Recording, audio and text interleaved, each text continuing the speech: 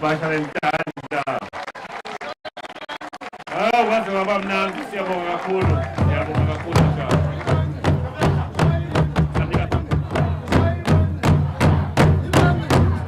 Baka ingoni benye. Daba yenye uma baka.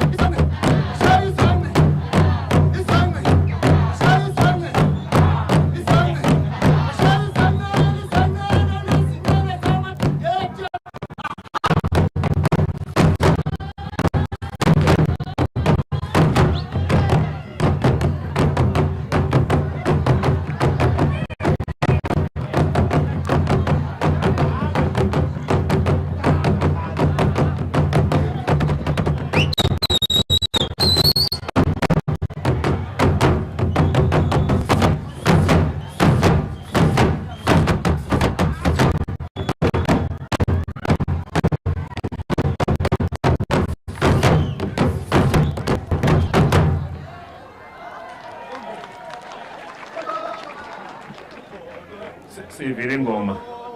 Sayive ingoma senjalo niphuma ngayo manje. Stabamba isikhathi.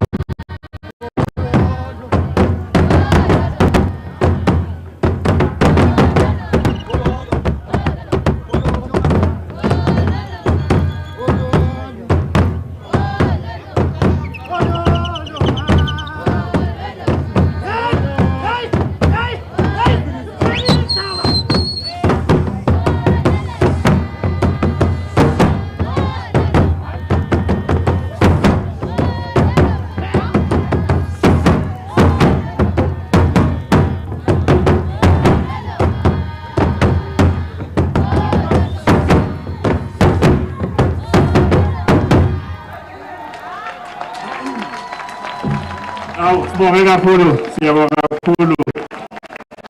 Your Excellency, ngivele bonke umcimbi ulungiselelwe Nkosi. emajaji ahlungiseleke kakhulu kulesikhathi sanyalo ngicela ukuthi umhlonishwa wethu wala ekhaya eMayiwane Honorable Dina Dlamini. Can I invite the Honorable MP yaseMayiwane Babe Dina Dlamini to make his remark.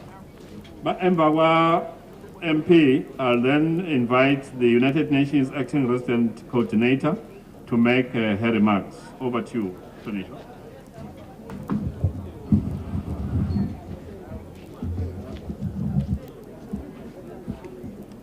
Okay. Asibonge mphathishilo. Ngenxa yesikhathi sivusele kumhlonishwa Ndunankulu. Sinivusele nonke emalangeni ngeGabateni. Siyajabula kakhulu siba sebuhleni. Kusilelanga lelikhulu kangaka libuye la kithi ebuhleni. Nalamaviki aphelile besinaye nechakhwa la khaya umhlonishwa Ndunankulu. Sinalabo bodzadza wethu nebafowethu abakhubatekile. Ngacela kakhulu umhlonishwa Ndunankulu ukuthi labo besinabo lamaviki aphelile ukuthi labantwana labo mnakethu bareza tikhalo ukuthi bahlukubetela. So bese uhambele emuva lokubanaka letikhalo tabo. Ngiyacela ukuthi labo besinabo bakuthathele etulo lokho ngoba bekufomishwe amagroup la. I think iba lebo 7 noma 8. Besihamba laleyo group bese siva tikhalo tabo ukuthi bathini nabantu.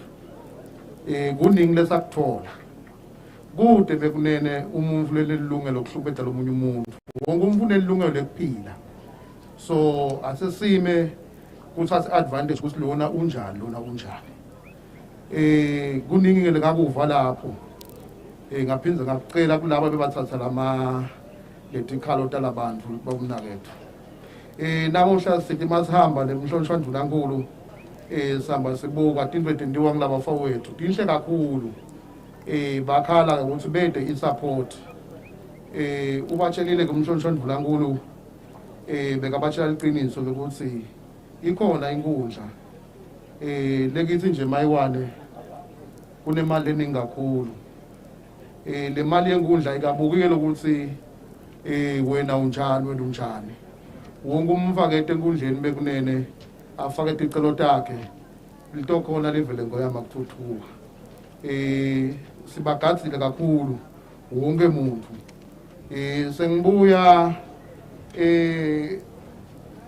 Sengibuya ekuphathiseni umhlonishwa Ndunankulu wala kithi kaHhogo umhlonishwa Ndunankulu.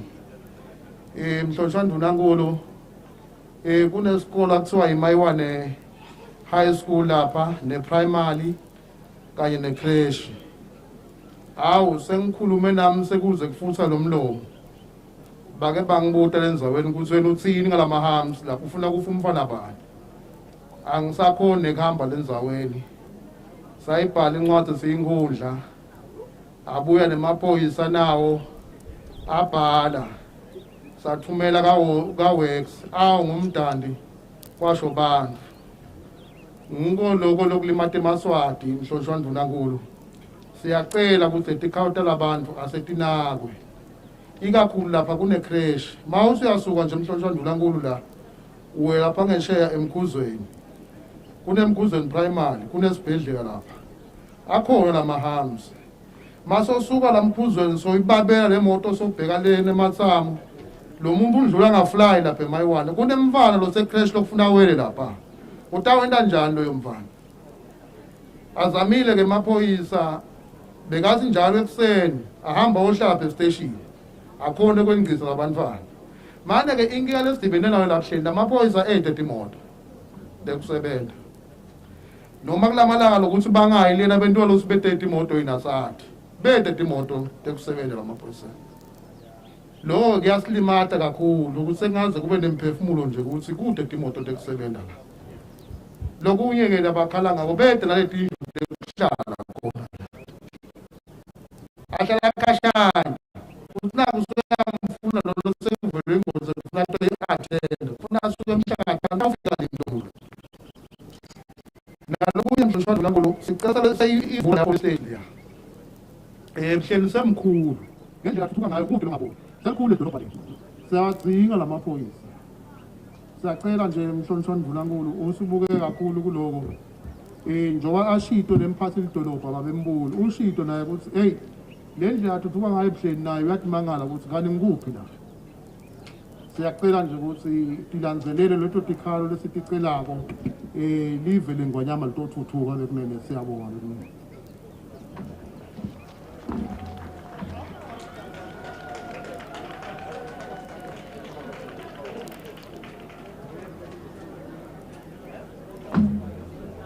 Ashayele Mhlonishwa Tandla bekunene. Siyabonga Mhlonishwa for your remarks. At this point in time, I will cordially invite the United Nations Acting Resident Coordinator, and I'm told that her remarks are going to be read by the UNEX Country Director, Mageros Craig. Mageros, you have the floor.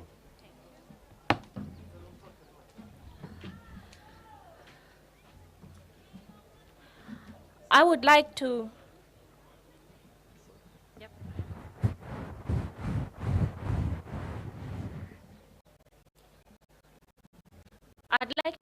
recognize the presence of the program directors, His Excellency, the Right Honorable Prime Minister, Honorable Minister of Health, cabinet ministers that are present here, the US Ambassador, Taiwan Ambassador, UK High Commissioner, other members of the diplomatic corps, regional administrator, MP, NACHA Council, senior government officials, members from the media houses, people living with HIV, people living with disabilities, all protocol observed.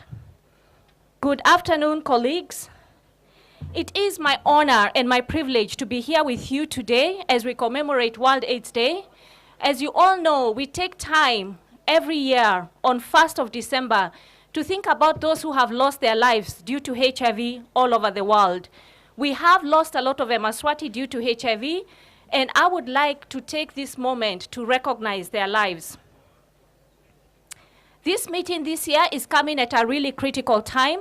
As we know, we are all facing a dual pandemic, which is HIV and COVID-19.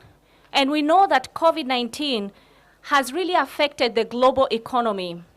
It has affected the provision and uptake of health services all over the world. And as health workers, we've had to adjust to what we call a new normal. We have found that even the most sophisticated healthcare systems in the world were not prepared at all for this pandemic. And now we are faced with the reality of Omicron, the new COVID variant. And I just want to just remind all of us today, as we all work together to keep our people safe from COVID, let us not forget that the fight against AIDS is not over. And let's not allow the fight against AIDS to take the back seat. We have come very far as a country, as was said earlier by the NACHA Council. We started as a country with the highest prevalence of HIV, and we ended up achieving 95, 95, 95, 10 years ahead of the global target.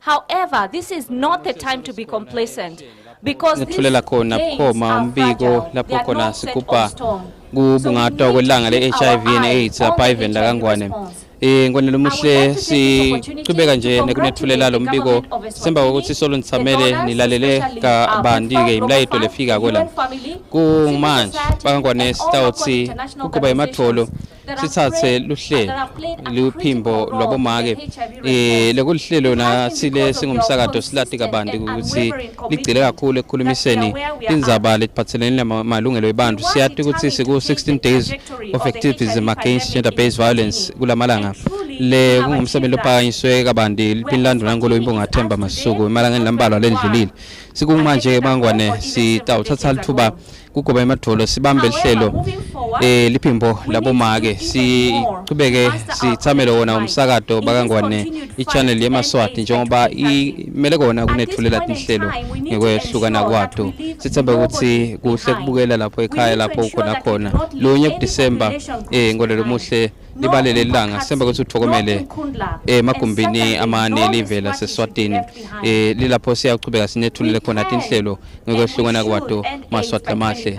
Sithemba ukuthi uhlangenyele naso sivela etule ebuhleni lapho khona bakangwane kugujwa lona lilanga layo i-HIV. Kepha ke sihlangabethe lihlelo liphimbo labomake. Half measures will certainly not work.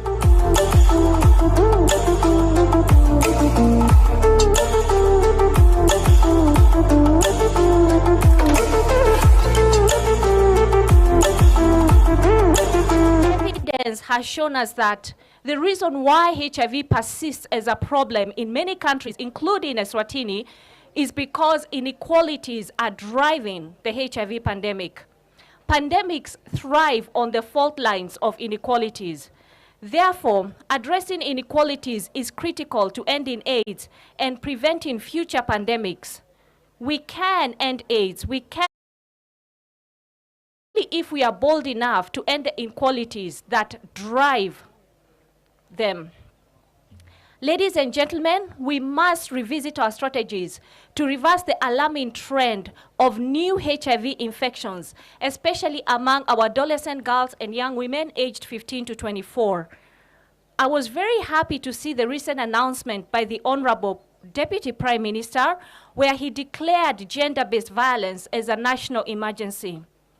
GBV is rampant in Eswatini, and it is one such inequality that is still driving HIV in Eswatini. It disproportionately affects young girls and women. 1 in 3 girls have experienced some form of sexual abuse by the time they're 18 years. And 48% of women are reported to have experienced some form of sexual violence. We need to move to zero gender-based violence-related cases. There is a very clear link between GBV and HIV infection. We know that women that are abused are much more vulnerable to HIV infection. Esteemed colleagues, you will remember that it was after HIV was declared a national emergency in Eswatini that we were able to make concrete achievements, including achieving 95-95-95. I'm therefore very encouraged and hopeful that now that we've declared GBV as a national emergency, it will soon be a thing of the past following this declaration. The UN family stands ready to support the government and all civil societies in this very worthy fight against GBV. As we led the world in achieving 95-95-95, let us now commit ourselves to achieve the new target set out in the Global AIDS Strategy of 10-10-10. And as I conclude, let me tell you what this new Global AIDS Strategy, these new Global AIDS goals of 10-10 mean. It means less than 10% of punitive laws and policies that affect women, minorities, and key populations. The second 10 means less than 10% of people in Eswatini experience stigma and discrimination. And the third 10 means less than 10% of Yemaswati experience gender inequality and violence. I think we can achieve this. We already achieved 95-95-95. I think we can achieve the new 10-10-10 goals. I would like to make a call of action to all stakeholders as we work towards ending AIDS by 2030. The challenges we face as a country are not insurmountable. Let us invigorate our spirits and renew our resolve as we continue in this fight to end AIDS and to end all forms of inequalities and end pandemics. As I conclude, I would say that the UN family renews its commitment and support to the government of Eswatini, to the civil society, and to all key stakeholders in the fight against HIV, and also in the achievement of the Sustainable Development Goals by 2030. Let us all unite as Yemaswati to end AIDS and inequalities and end pandemics. Thank you.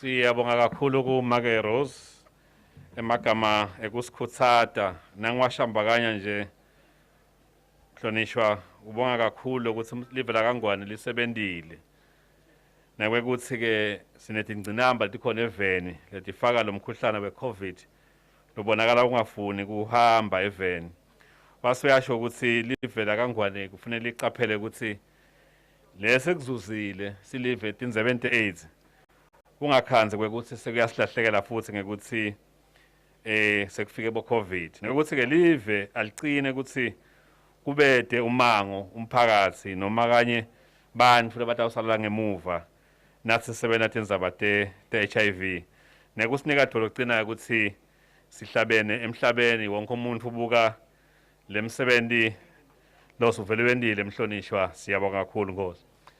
At this point in time I'll request kwekuthi siphela nje drama group angene thereafter siphela nje drama group I'll then invite Her Excellency. Can I have siphela nje drama group?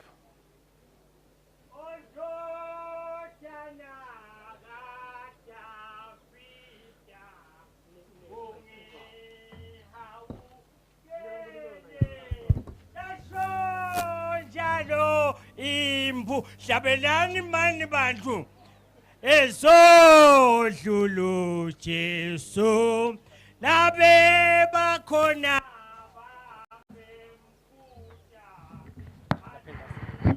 akathule kepha wamemeta athi Nkosi mangibone abafuni Yeah. Thandaza. Wo, nangu. Thandaza lo. Ngifuna utela apha ethandaza. Thandaza. Asewuthathela ngoba ngiyabona lokhu abakunikele. Thathala. Imali le. Ya asongitshele wethandaza ukuthi malini 50 emalangeni mfana emsala Inkosi ibusise hawu phela emsala yeko ngakubamba uyibona ngani ukuthi u50 ngoba phela ubone emehlweni ubayekela uyibona ngani phela lo muntu uyakhona usebenzisa tanda ngokuba ngesandla bathi sense of touch uyakhona ukubona thini futhi kwenzeka kahlanu nje wena lo mcabanga ukuthi akanawo uvange uyabona le yi sense of robbery le uyibona ngeke ukuthi sense of touch yalokho la shawa ngemfiphinziwe la khotha yenathi uyabona lento yakho lesoyikhuluma ayisebenzi akushiwo